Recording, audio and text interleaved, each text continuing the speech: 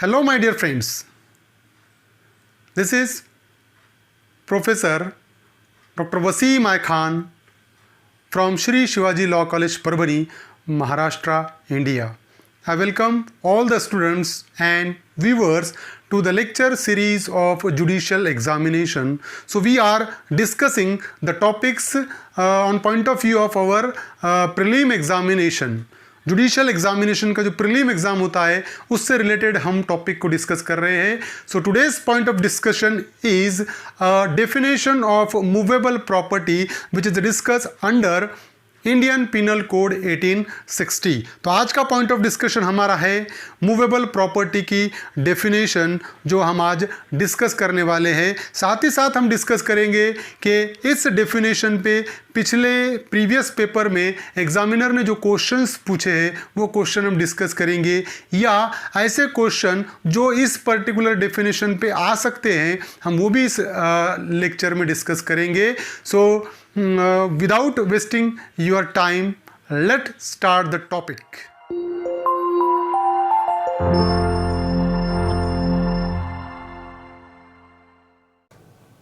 Hello my dear friends.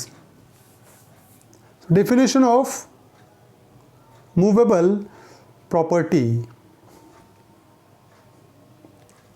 So section 22 of Indian Penal Code deals with the definition of movable property, and the definition itself says that the word movable property are intended to include corporeal property of every description except land and things attached to the earth or permanently fastened to anything which is attached to the earth. तो ऐसी property, ऐसी corporal property जो कोई भी description की हो, वो चाहे मोबाइल हो, वो चाहे बेड हो, वो चाहे कोई भी चीज़ हो, वो सब मूवेबल प्रॉपर्टी की डेफिनेशन में आएंगे except land. Land movable property की डेफिनेशन में नहीं आएगी. And the things attach to the earth, whatever the thing which is attach to the earth, ऐसी चीज़ जो अर्थ को, जो ज़मीन से अटैच है, वो मूवेबल प्रॉपर्टी की डेफिनेशन में नहीं आएगी, बल्कि वो इमूवेबल प्रॉपर्टी कहलाएगी. और permanently fasten to anything which is attach to the earth, या परमानेंटली कोई चीज़ ऐसे चीज़ को अटैच किए वाली है जो अर्थ से परमानेंटली अटैच है, तो वो भी मूवेबल प्रॉपर्टी की डेफिनेशन में नहीं आएगा. तो इसको छोड़कर जो भी चीज़ें हैं, जो भी प्रॉपर्टी है, वो सब मूवेबल प्रॉपर्टी में आएगी. तो movable property includes all the corporeal property except land, except the thing which is attached to the earth, and the thing which is permanently fastened to anything which is attached to the earth. So General Clauses Act 1897, ये definition यहाँ पर movable property की definition बताई गई है.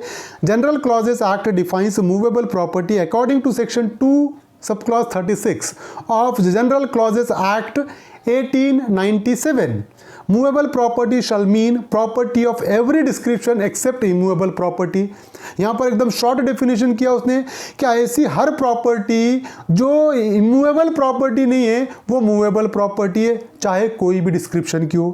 जो property immovable property नहीं है वो मूवेबल प्रॉपर्टी की डेफिनेशन में आएगी. General clauses. Indian registration act 1908, यहाँ पर डेफिनेशन बताई हुई है according to section 2 sub clause 9 of Indian registration act 1908. Movable property includes standing timber. अगर टिम्बर है, स्टैंडिंग टिम्बर, लकड़ी है, that is a movable property. Growing crops and grass, जो क्रॉप है, जो खेत में उगती है, या ग्रास है, घास है, ये भी मूवेबल प्रॉपर्टी के डेफिनेशन में आएगा. Fruits upon and juice in trees, तो जो पेड़ पे लगे हुए फल है, फ्रूट है, वो मूवेबल प्रॉपर्टी है. जूस इन ट्रीज, जो जूस है पेड़ों का, वो भी मूवेबल प्रॉपर्टी है. And property of every other description except immovable property, और कोई डिस्क्रिप्शन की प्रॉपर्टी जो इमूवेबल प्रॉपर्टी नहीं है वो मूवेबल प्रॉपर्टी कहलाएगी. So Avtar Singh versus state of Punjab, that is a definition which is described the definition of movable property. So electricity has been declared to be immovable property. तो ये case में जो electricity है उसको डिक्लेयर किया गया कि electricity is a immovable property. Electricity immovable property है ऐसा डिक्लेयर किया गया है. But stealing of electricity has been made a punishable offence.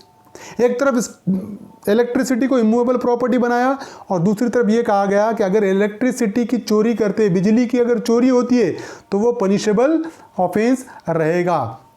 The punishment for theft is provided under electricity act 2003 as up to 3 years of imprisonment with और without a fine. बिजली की चोरी के चार्जेस में section 379 of IPC में punishment नहीं होगी, बल्कि पनिशमेंट होगी अंडर इलेक्ट्रिसिटी एक्ट 2003 का जो इलेक्ट्रिसिटी एक्ट है उसमें 3 साल तक की सज़ा होगी बिजली चोरी के लिए. अब प्रोबेबल क्वेश्चन मूवेबल प्रॉपर्टी पे पूछ सकता है एग्जामिनर, वो है what is correct statement in respect of movable property, कि मूवेबल प्रॉपर्टी के रिस्पेक्ट में क्या करेक्ट स्टेटमेंट है. The first option is it is permanently attached to the earth. Movable property is not attached permanently to the earth. Movable property permanently attach नहीं होती अर्थ को. अगर अर्थ को परमानेंटली अटैच है तो वो हो जाती है इमूवेबल प्रॉपर्टी.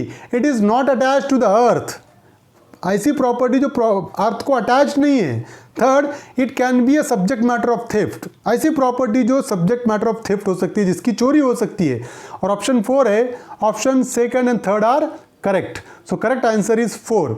सो ऐसी चीज़ जो अर्थ से अटैच है, वो अर्थ से अटैच नहीं है, वो मूवेबल प्रॉपर्टी है. दूसरी ऐसी चीज़, ऐसी प्रॉपर्टी जिसकी चोरी हो सकती है, वो भी मूवेबल प्रॉपर्टी कहलाएगी. So option 2 and third both are correct. That's why option 4 is the correct one.